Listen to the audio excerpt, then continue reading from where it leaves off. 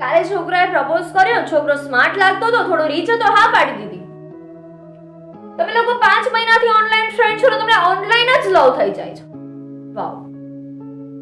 Girls, શું આ right છે? કોઈ છોકરાને પોતાની દુનિયા બનાવતા પહેલા એ છોકરાની દુનિયામાં શું છે ને એ જાણી લેજો, નહીં તો પછી તમારે જ પછતાવાનો વારો આવશે. ગર્લ્સ, આ લાઈફ આપણી છે તો એના ડિસિઝન પણ આપણા જોવા જોઈએ ને. તો આજકાલનો આવેલો છોકરો આપણને કેમ બદલી શકે? આપણે કેમ આપણી જાતને કોઈ વ્યક્તિ પર ડિપેન્ડન્ટ કરી દઈએ છીએ? શું પ્રેમમાં આ બધું હોવું જરૂરી છે? શું પ્રેમ તમારી સેલ્ફ રિસ્પેક્ટ કરતા વધી જાય છે ત્યારે? કેમ મમ્મી પપ્પાની વાતો આપણને ખોટી લાગે છે, જ્યારે આજકાલનો આવેલો છોકરાની વાતો આપણને બધી જ સાચી લાગવા લાગે છે? સ્ટ્રોંગ. તમે કોઈ છોકરાને હા પાડો છો તો તમે તેના માટે લોયલ જ રહેશો. તમે તો તમારી દુનિયા સજાવી દેશો સપનાઓની, પણ એ જ સપનાઓ જ્યારે એક એક કરીને તૂટે ને ત્યારે તમે પણ તૂટી જાવ છો, અને ત્યારે તમને સંભાળવા માટે કોઈ જ નહીં હોય. કોઈ એટલે કોઈ જ નહીં.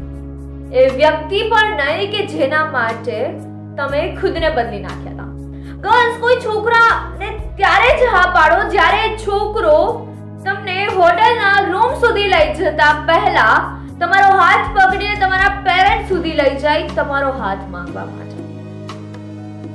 ગર્લ્સ, આ સમાજ છે ને એમાં એવા પણ લોકો, એવા પણ છોકરાઓ મોજૂદ છે કે જે ફક્ત યુઝ એન્ડ થ્રો માં માને છે, જે તમને ફક્ત એક વસ્તુ જ સમજે છે. તો એવા છોકરાઓ માટે તમે વસ્તુ ના બનો. એ લોકોને પ્રૂવ કરો કે વી આર અ ગર્લ્સ. આપણે કોઈ વસ્તુ નથી, આપણામાં પણ ફિલિંગ્સ છે. એના માટે તમારે સ્ટ્રોંગ બનવું પડશે. તો બી સ્ટ્રોંગ ગર્લ્સ.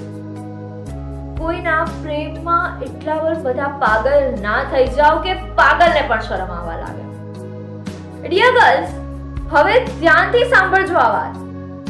જે સંબંધો સાચવવાની જે રમત છે ને, સંબંધો સાચવવાની રમતમાં ક્યારે તમારી ઇજ્જતની બાજી ના લગાવો, કારણ કે જો એ બાજી તમે હારી જશો ને તો તમારી સાથે બીજા કેટલાય લોકો હારી જશે.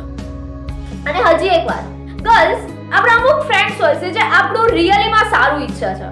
તેમની વાત માનો. એ કહે છે કે આ છોકરો ખોટો છે તો ખોટો હશે. પ્લીઝ કોઈના પ્રેમમાં પાગલ ના બનો. હેપી રહો. Enjoy your life with the greatest smile and be careful. કારણ કે આપણી આજુબાજુ જ આપણા દુશ્મનો ઘૂમે છે.